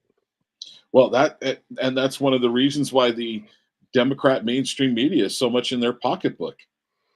Well, look at what we've done. You know, somebody says, "Oh, you just gave money to the Associated Press." No. the liberal element through USAID, among other things. I'm sure all of this money goes back to their causes, whatever is most important to them at the time, funding the media, etc. They didn't just fund AP, CBS, NBC. They all got it, okay? And weren't just getting it; they still are. You say, well, how do they justify that? Well, here's what they do. They say, we're going to create a special membership for anybody in America. You want to know behind the scenes news? We'll give it to you. It's only going to cost you $100,000 a year to have one of these memberships. So what do the Democrats do? They put money in USAID and others. I'm going to get the government to have 1,000 of those memberships. Nobody was using them. They weren't given to anybody, but they bought 1,000 memberships a year at that price for that one organization. And they did it with organizations all across news media, all across the country. That's how they were funding them. Did they buy one to Fox News or did they buy one to the John Twitchell show? Don't think so. We haven't looked at John's yet. They would have. Haven't looked at John's books yet, but I mean, we haven't found any evidence that they've ever bought one from a conservative group. Nope. Okay, let's get to the next topic. The next topic. I want to bring this up. InfoWars. So there was a bunch of swatting done recently. Not just InfoWars, but InfoWars has had some interesting things happen to it. In one weekend, in 1 week, they had one of their reporters killed, Jamie White. 3 days later, less than 72 hours later, they had another reporter, Chase Geyser, that was swatted not once, but twice at his home. His home was swatted twice. Then Nick Sortor, who is not related, who is not part of InfoWars, he was swatted. His father was swatted in a completely different location, and I believe his sister was swatted. There is a bunch of swatting that's being done, and all those so Nick Sortor, Chase Geyser, and Jamie White also happen to be on Ukrainian hit lists. Ukrainian hit list. So and in Texas, the evening of, or right around the evening, I can't remember if it was that weekend that Jamie White was killed, there happened to be a big CIA convention, according to InfoWars as well, that happened there. So I realize, John, you're using InfoWars. Well, guess what, folks? Those guys have proven to be right more often than wrong. And the bottom line is they've got the video of one of their hosts, Chase Geyser, having been swatted around late morning, and then later on that day, about 1 o'clock, or that night, next morning, at about 1 o'clock, he was swatted again. So I'm going, there has got to be something done so people just can't call up and swat. That has got to be a very illegal thing, something that gets you in hot water. What are your thoughts? It is illegal. However, it doesn't have enough penalties right now. It's not being to be forceful enough to cause it not to be done. And quite frankly, they're thinking that it's a minor issue, which it has been in the past. But understand, again, let's get back to the picture that we're putting together with all these pieces. You remember the liberal deep state? Murder. I think it's attempted murder. And understand how does this piece fit in? You remember they've been going after destroying conservatism, destroy the administration, destroy people that support conservative and value principles. Now they're realizing that we don't just need to target the administration. We got a bunch of little parrots out there that have the audacity to start going on the air and telling the truth. We didn't think to begin with, it didn't mean anything. Only had 2 listeners to begin with. Well, guess what? That's changed. And now suddenly the American people are realizing that the mainstream media is the enemy. They are the ones that are deceiving and falsifying and giving out lies. So they're searching. Where can I find the truth? They're searching for John Twitchell's show. And so what are they saying? Oops, on second thought, maybe we better reevaluate this and try to go after that as well. And that's exactly what they're doing. That is the way that we are perceiving it It's the way it's being taken. But again, get back to what we talked about at the first part of this show. That's additional resources that have to be allocated to go after this. They're seeing how much they can wear it down to break the machine. And part of the problem. So additional resources, you have to go looking into it. So I mean, to And who do you me, trust? Who do you get? Do you use additional resources? I don't. The problem is that it's additional resources having to be used up in the first place.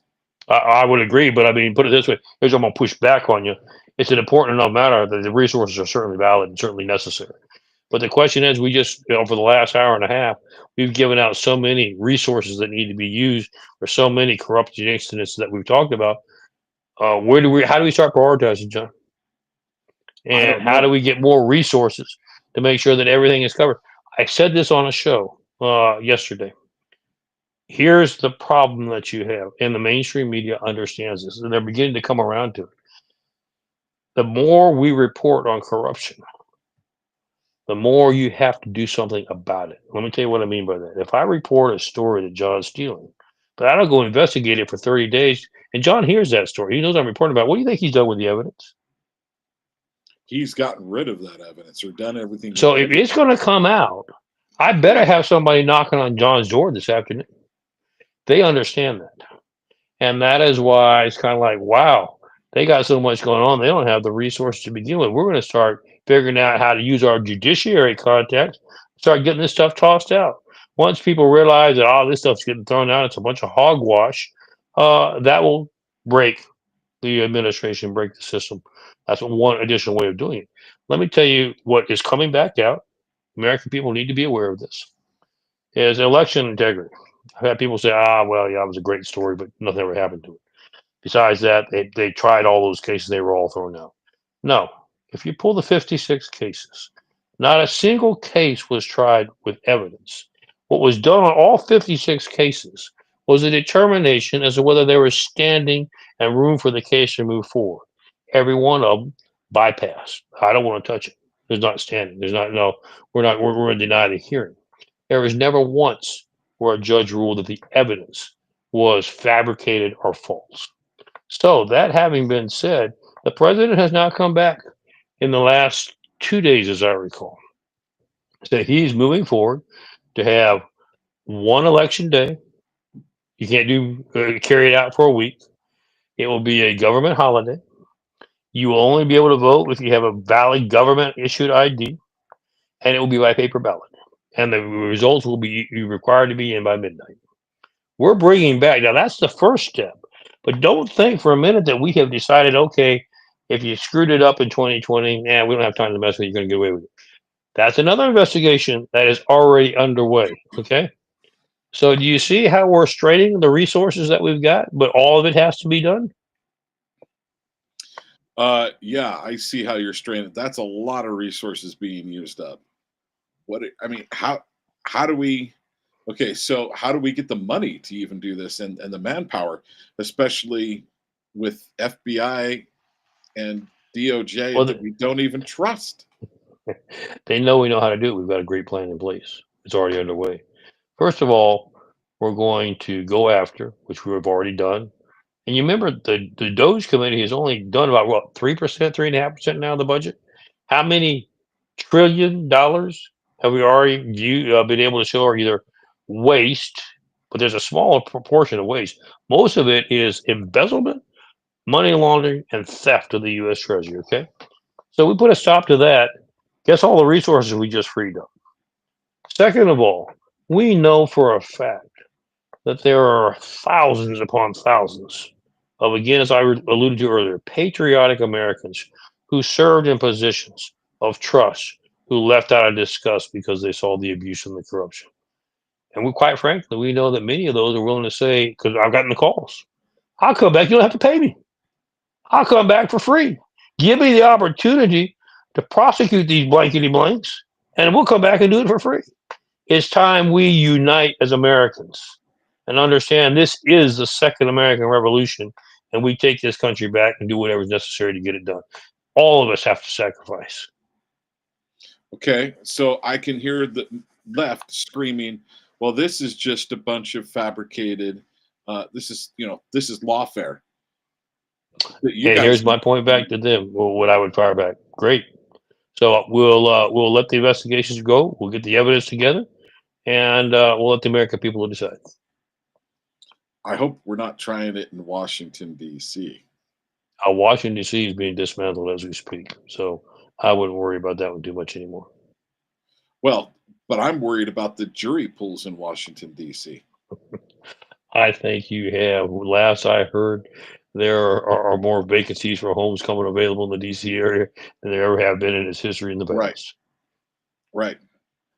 And why? Here's what you got.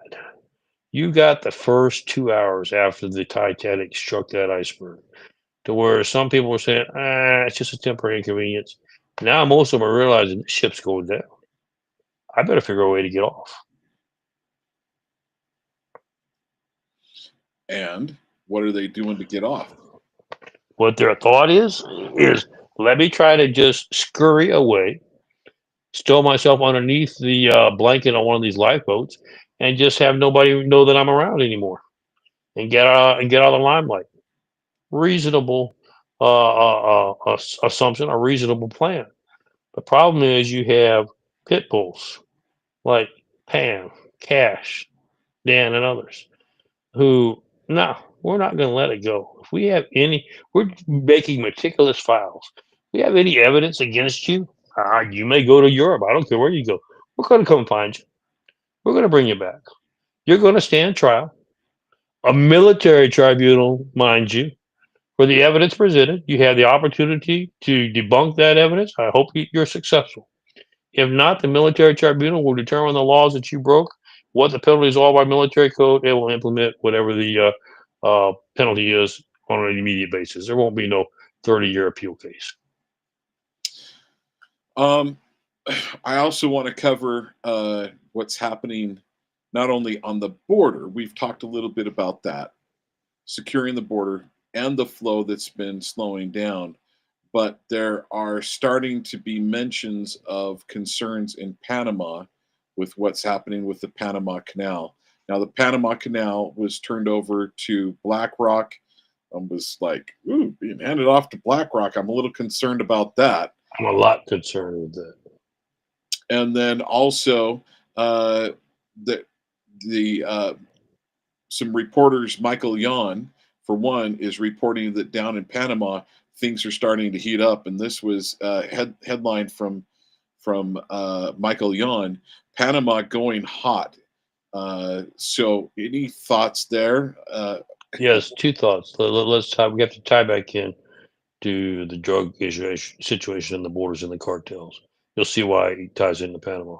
First of all, you need to know that this administration is doing something nobody else knows about. If you will look out on the waters in Baja or in the Gulf of America, you'll begin to see the presence of the United States Navy. I'm not talking about the Coast Guard. I'm talking about Gulf the of United States America. Navy. Gulf of America. What's that? Well, go to Mexico and ask them. They'll be glad to point the finger to you It where it's needs to be the Gulf of America. That's right. at. But what you're seeing now is you're not talking about nothing against the Coast Guard. Love the Coast Guard, okay? But we're not talking about little PT boats.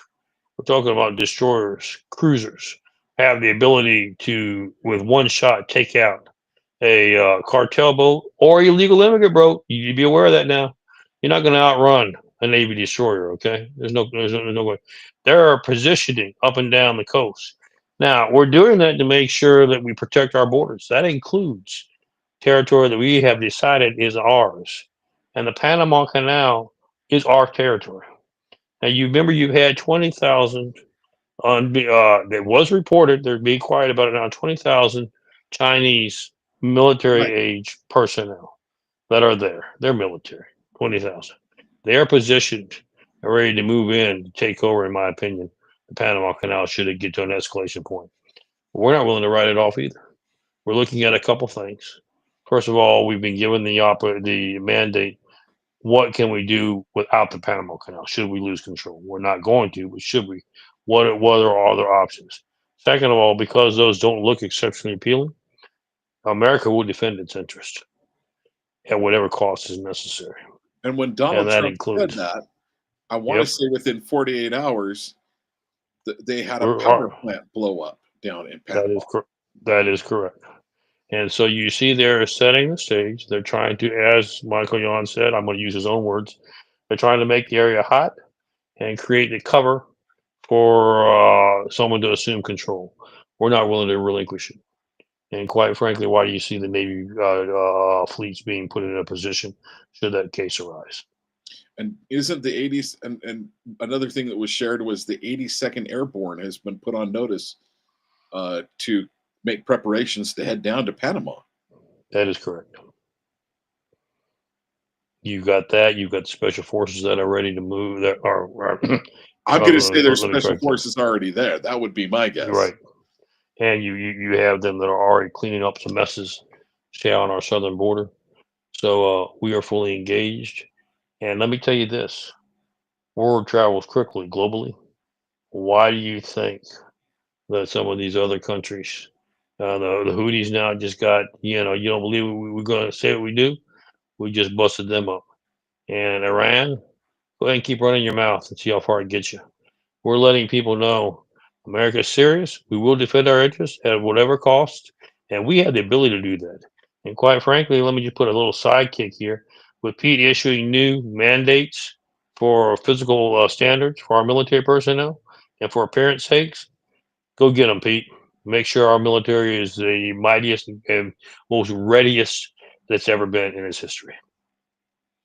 Okay, so I'm one thing that I'm concerned if it gets hot down in Panama. Speaking of the Chinese, we've got tens of thousands of Chinese here around the United States. 100,000. And you have brought to our audience that there are uh, police stations, Chinese police stations throughout the There are United there are States. there are three major threats.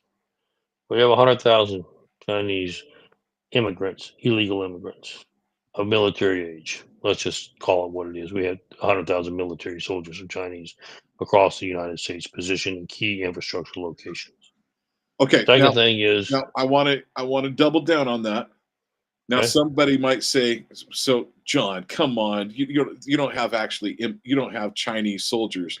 Well, you know how many of those people turn of the other illegal immigrants that would come into the United States, they would get a cell phone, a free cell phone, hmm and they would get credit cards. How many of the Chinese accepted that, Michael Letts? none, none. Why would they not want to accept a free credit card and a free cell phone? And let me carry it a step further because this is documented and I've seen it. Been down on the border quite a few times. We've had some Venezuelans, military age, that we stopped and talked to on a friendly basis. They produced their active military IDs and made the comment, we're not the only ones. Our Chinese brothers are doing the same thing. They have how would they know that? Because there is a camp in Venezuela to where Chinese are coming. This is before to the previous administration, not necessarily today. Right. Were coming and being outfitted and given the maps, the routes to get to across the border, and they were putting about 4 or 5,000 a day, and they would Wow. wait till they got like 20,000, and then they'd ship out. And of course, just merge in with other uh, migrant columns that were coming across. Did they all get across? Of course not. But under the previous administration, how many of them you think actually got across? Probably quite a few. Our estimate are 100,000. I'm going to guess the vast majority, like over 90% that tried to get in, probably even more along the lines of 95% that tried to get in, got in. Correct. Okay. And so you have that threat, and you have them located all around. Now notice where they've been buying up property. The Chinese, they've been buying up our farmlands. They've been buying up property around our military installations, provides them great access for espionage. So we know all that. That's why one of the couple governors, Sarah Huckabee, well, excuse me, Sanders. I'm calling her from her maiden name. Um, Sarah has said in Arkansas, we're going to pass a law that Chinese entities cannot own property. in Arkansas, period. And we're going to take back, the state's going to take back whatever they own. We need to make that a national initiative. You cannot own property. You know, if you live in Mexico, you can't own property. Right. I, as an Unless you're a American, Mexican cannot citizen. own. No, not your Mexican citizen. There should be no other. This is not some kind of weird idea. It's practice all across. Go to the Soviet Union. Oh, excuse me. I digress. Go to Russia and see how many parcels you can buy, and see what happens to you if you're not a Russian citizen. This is just standard. So we need to take back all those so that we protect and guard our farmlands, so they cannot attack us economically by shutting down our agriculture. We need to make sure they don't have any property around any of our military installations, so we can destroy their ability for espionage. And quite frankly, we need to make sure that we have protect all of our infrastructure bases so they can't sabotage those. That's the first thing. Second thing is this is even more important than police stations is we know that there are, this is back in the days when I was reporting it 13 months ago, we had 13 bio labs in the United States Oh, owned and wow. controlled by the Chinese. Now, what I mean by bio labs, you say, oh, that's some huge factory producing. No, I'm talking about kind of like little pharmacy stores, shall we say? But when they went in there, and these were bio labs, they had viruses and um, airborne illnesses that they couldn't even identify. Now, what would you have that for in a storefront in 13 locations across the country? Powerful enough that if any of it got released, would wipe out the entire city. And these are major cities where these are located. Explain that one to me. Now, remember during the Biden administration, they did nothing. They expressed their concern to China, but they did nothing. We're taking it a little differently. We're taking command, control, and taking and destroying uh, the products that are there. They have no business being on American soil. And the third thing, the other thing they do, the third aspect, is they have 12 or 13, I'm trying to remember the number, of police stations that are controlled by Chinese. You say, what do you mean? They would open up their own location. They would have legitimate police certified officers from China who are assigned there. When we found out about it right before the election, November, they moved those agents because they were the FBI 16 do a raid on. They flew them back to China and brought in new ones. So the warrants and the indictments were of no value because they had already left, but they're still there. We're in the process now of locking down on those. Why did they need those? They did twofold. First of all, it allowed them to lock into our NCIS system so that they could see NCIS, excuse me, what the data of Americans were. Second thing they were using it for, they were going after Chinese dissidents who were not cooperating with the Communist Party or bad mouthing the Communist Party and controlling them on American soil. So we have to eliminate that. We're in the process of doing that. But quite frankly, I think you can see where this is headed. We have to send a very strong message to China today that there's a new sheriff in town. He's not a sheriff you want to mess with. And quite frankly, your plans of an easy overtake and overthrow of the American government just got shelved. Do you? So we've got 100,000 Chinese soldiers, Correct. former military. How do we get them out of the United States? How do we weed them out of here? Along with, we're getting rid of these gangs. Thank heavens, praise the Lord. But how do we get rid of both of them? Why do you think? Let's go back to the first story we were doing. Why do you think the judge, this federal judge, said, I don't know if you can use the Immigration Act. We have to take a look at that because it gives us the ability to move immediately with mass deportations. And the president is constantly saying, I think he says about every other day, how many we deported? When are we going to get that number up further? How fast are we getting that number back up? The tools have just not become available to get that. When people were saying you can't deport 10 million people, with this legislation being been on the books for 200 years, but being utilized and brought to the forefront, you see how fast you can get rid of 10 million of them. Very easy. How do you think Tom Holman is doing in his position? Tom is doing, he's another bulldog. He's doing great, but let me qualify that statement. The same as everybody else we talked about. Who do you trust? How many people do you have? And how many people on the inside are stabbing you in the back as you walk down the aisle? It's a shame. But we're still surviving and we're getting the job done. In fact, remember it was ICE agents, some of them, who were actually ratting out the raids we were going to do ahead of time. So when we got there, there was nobody there but protesters. We'll get them all. We will get not only our targets, but here's the great thing that I would remind everybody listening, in case you're one of those people. You will eventually show your colors. And the old days were okay. So I had 20 years in anyway. I'll just retire and take my retirement every month. This is a different sheriff. And not only will you not retire, you will be fired. Then you will be indicted. Then you will be convicted, sent to prison, and all your retirement will be immediately frozen. You'll never see a dime of it. So I would think very carefully before I continue down that path. So here's something that I would be willing to do for some of those individuals.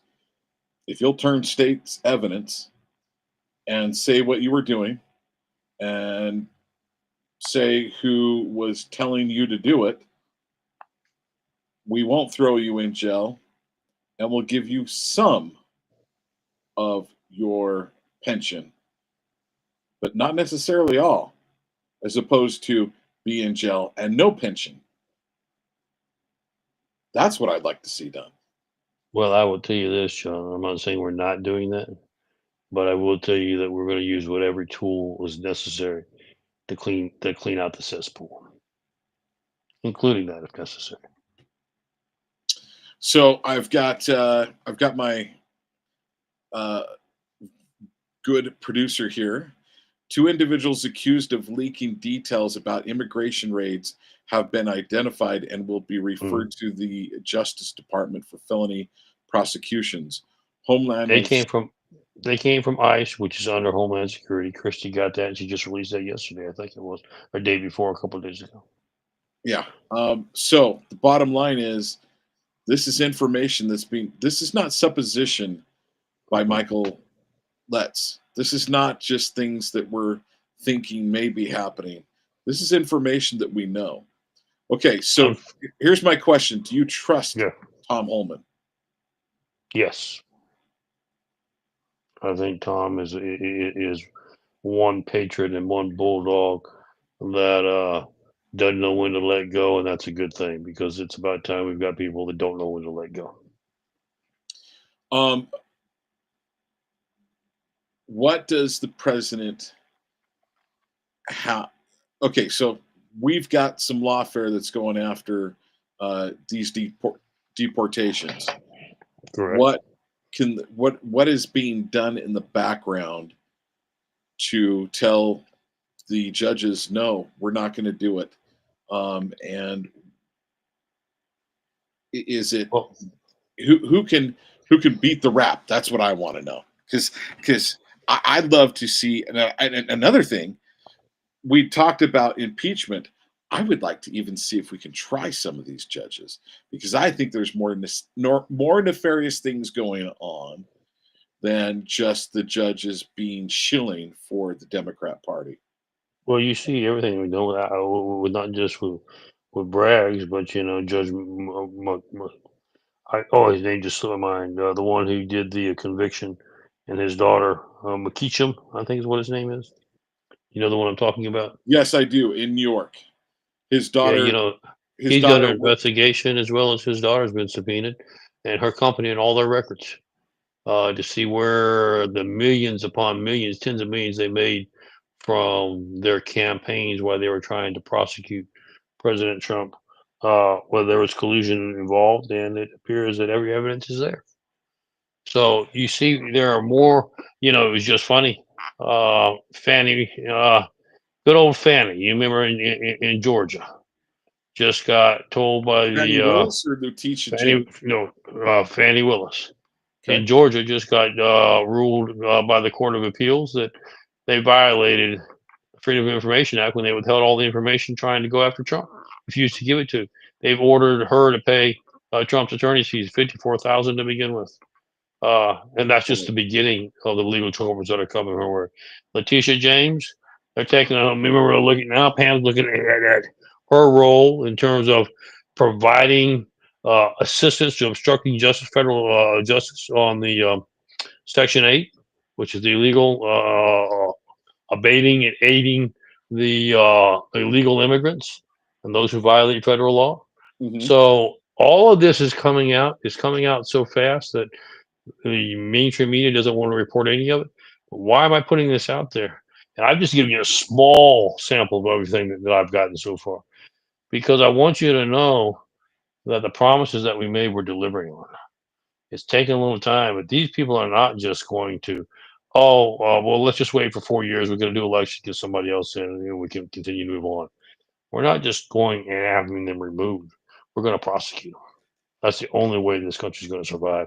There has to be equal justice for all. If I would prosecute you, John, for this crime, then they have to be the same thing, regardless of how up the chain it goes. All right. So how do we? I don't know that we can hold Joe Biden accountable. We can't hold him unaccountable. Joe Biden's done put himself in such a pickle. Now he's just trying to figure out from a strategic standpoint, what do we mean by that? Well, you've already said you are incapable of governing, and that's why you shouldn't be indicted, because you're an old man who has no mental capacity. So if that is your position, then when it comes to criminal issues, that will be taken into consideration. But it also means your entire presidency was a fraud, and every extra that you did was illegal. Is that where we're headed? No. Everything I did was supposed to be done. Okay, well then let's take a look at what you did that you're saying you knew about it, and it was all properly done. We're going to show you all the corruption that went with it. So that means now, for your last remaining years, you're going to sit in a jail. Is that what it means? They got some real decisions they got to make here, and they're really being pressed very hard, and they're losing their minds. Okay. So what do we do about the people underneath him? Who? Oh, I think that's a different story. Let me tell you what I mean by. Let's talk about the AutoPen again. So Judge Milley. And I'm let's going talk. to say Judge Milley, or not Judge Milley, General Milley. And Yeah, Mark Miller. Oh, that one's an easy one. Mark will get recalled to active duty. He will stand trial before a military tribunal, and God help him, because we won't. So that what one's easy. what about Christopher Wray? As Christopher Wray, James Comey, Robert Mueller. We can continue to go down the list of what's coming down the pike. And I don't care if you were the head of a formal federal agency, federal law enforcement agency. The evidence will be presented again where they're missing the boat. And I'm trying to say it without saying it so your listeners can figure it out. I want them to be a part of this process. Don't take my word for it. But why do you think we reestablished Gitmo? Why do you think we made it so it has 30,000 beds? And why is it a military installation? It's always been. Why is it a military installation to where you would not house federal prisoners on a military installation? You would only house those that were convicted by a military tribunal. And heck, we're only talking about 2 or 3 people. Why do we need 30,000 beds? that's a lot of people. I thought So it was for the. I thought it was for all the illegal aliens that were gang members. we can utilize that if now this is going to really make your listeners sit up in their seat real quick. We started out with doing a few of that. Do you remember? About 5 weeks ago. Right. Why do you think we suddenly decided, nope, we're going to transfer them and move them out to El Salvador or some other places? Why do you think we cared about even those beds being tied up? 2 reasons. Do I want to have that kind of personnel that are trying to go through the jurisprudence system on a military installation with people that have been being tried by military law? It's not a good mix. It's like mixing oil and vinegar. It doesn't mix very well. And the second thing is, Perhaps we're going to need every one of those beds. Perhaps 30,000 may not be enough. You say, That how can you say that? Well, let's talk a look. Let's just use a real quick rundown here because I know we're running short on time. But a crime of $2.75 trillion in Medicaid fraud, that was sent out all across the world, not in the United States. Do you think you had 2.75 trillion people that collected one check apiece and robbed the system of $100? Or do you think it was the most syndicated system, criminal system in the world that had layers of people that assisted to get it all to go to one central area? How many people you think it would take to run just that one? That's only 1% of the corruption we've discovered. Just to run that one operation, how many people you think it would take to pull that off? Let's just expand on it. How many people you think it would take to pull off stealing foreign aid through USAID all across the world? How many people do you think it would take to use what we're beginning to find out at the DoD, the abuse in the military industrial system complex?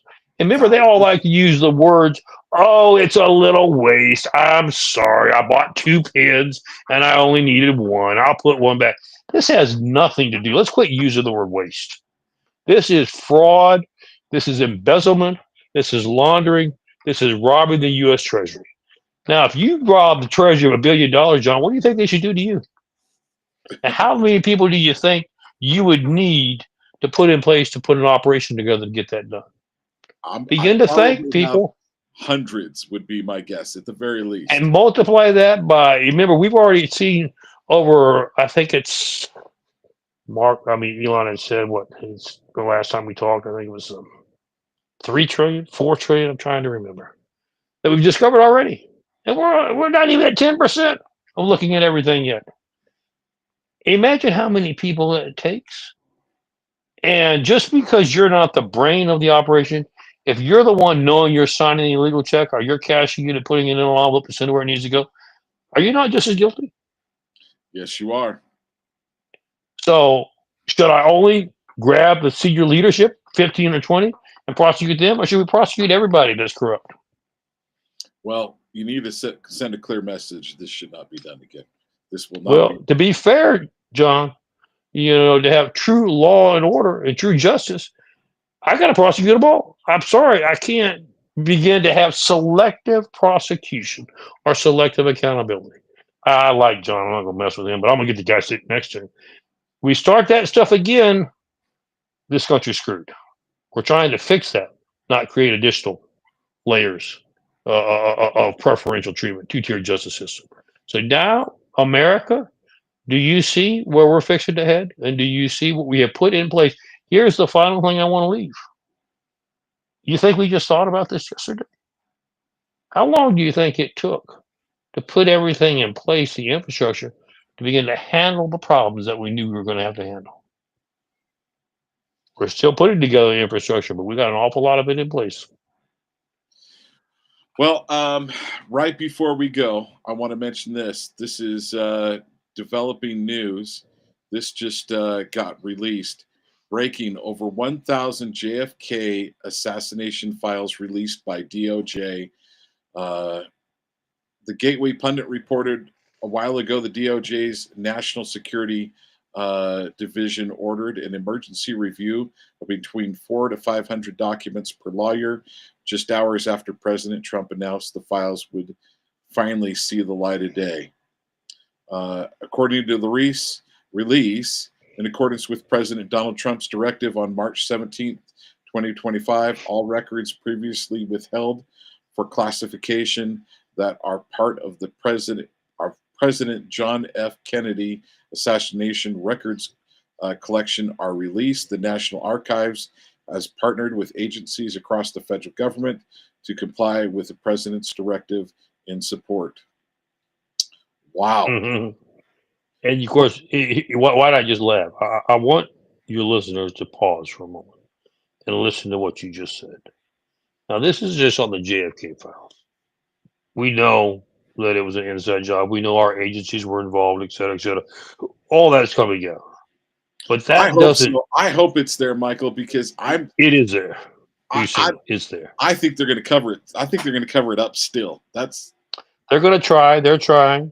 But no, you're going to see it. It's there. Now, that is what we consider a less prioritized file. You said, why would you say that? Who do you think? Are we talking about people, 70-year-old case, where most of them are dead with the Epstein file? We're talking about current. right. Now, notice what we have just done. You saw how we just gave you a tip that probably most people didn't pick up on. There's a way we can expedite the review. When the president says, "I've had enough," I appreciate you working 9 to 5, 40 hours to review this stuff a week. I want you working 24. I want it nonstop, and I want it ready to go in 3 days. You see how they complied? Guess what's fixing to come next? President has already said yesterday the Epstein files will be released in a very quick and short fashion. So it's amazing what we can do when we finally say enough's enough. But again, I fall back on this one issue. I want the American public to understand what's going on, but to also have a little bit of patience because we have stretched these resources way beyond what they're capable of doing. So let me read one last statement because you brought this up almost at the very beginning of the show. You mentioned maximum transparency. Tulsi Gabbard also released the following DNI Tulsi Gabbard also released the following statement. President Donald J. Trump promised maximum transparency and a commitment to rebuild the trust of American people in the intelligence community and federal agencies. Part of that promise was to fully release previously classified records related to the assassination of President John F. Kennedy, Senator Robert F. Kennedy, and Reverend Dr. Martin Luther King Jr. President Trump's executive order stated the continued redaction and withholding of information from records pertaining to the assassination of JFK is not consistent with the public interest, and the release of these records is long overdue. And you said it right at the beginning of the show. Here's the one thing I want to give a little nugget. I love giving nuggets for your listeners to contemplate on. Understand sometimes I will allow you to have enough rope to hang yourself, John. So I may tell you to release it. And you may say, okay, here it is. Now I know who redacted what, and now I'm going to find out why you redacted what I told you not to redact. So just because you see some redactions, which I'm not saying you will, does not mean that the issue is over. Simply means there may be a couple of rabbit trails we're going to go down that we didn't know or anticipate having to do, but we will do now. So there's always a strategy behind it. We have, just like we're fixing to get on the phone here shortly on this matter, but with Putin, Zelensky, and Trump, he has a reason behind everything he does, and the benefits are coming out. And quite frankly, sometimes the president says, you have to understand the hidden meaning behind it to be able to catch where we're at. Well, Michael Letts of Invest USA, whose organization investusa.org provides thousands of bulletproof vests to our brothers and sisters in blue. Thank you so much for doing that. Thank you for being here again today, giving us a full 2 hours of your time. There was a lot to go over. Man, we'll see you in 2 weeks. What Look more forward are we to going it, to have John. to go over? Oh, there'll be plenty. And let me do one thing, throw it out with your show that we're doing a little differently now. Quite frankly, Hi, Karen. You're still on the show. We're not. Yeah, but that's okay. She's here now. No. Look at the camera. Join us. Look, that's what I said. Look at the camera. Yeah, this is maybe one of my co-hosts for in the future. This is my wife, Karen, and I'm looking forward to all the things that we're going to be discussing together as we restore America to its greatness once again. But what I was going to say as we end the show, John, is this. Look, I know a lot of your perhaps listeners get a little frustrated. I want to know more about this. I wanted to ask a question. I didn't have time to call this or that. Let me give you my email. I'm not offended by this.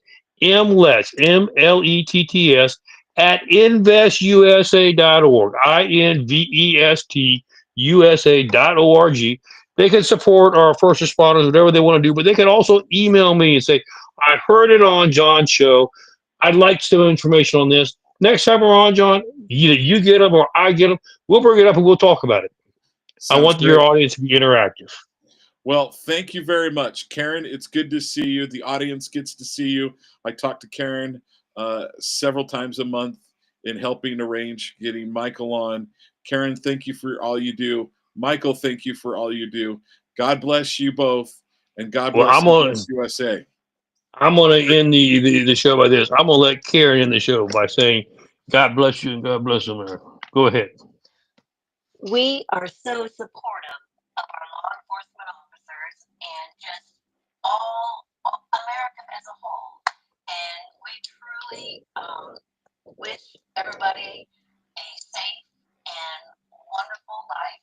And God bless you. God bless this country. She balances me, John. She's not she's not mean and forceful like I am. That's a good thing. God bless you. God bless America. Have a great night. God bless you guys. Take care. Good night. All right, folks. This has been Talk with John. We want to say thank you to Karen Letts and Michael Letts.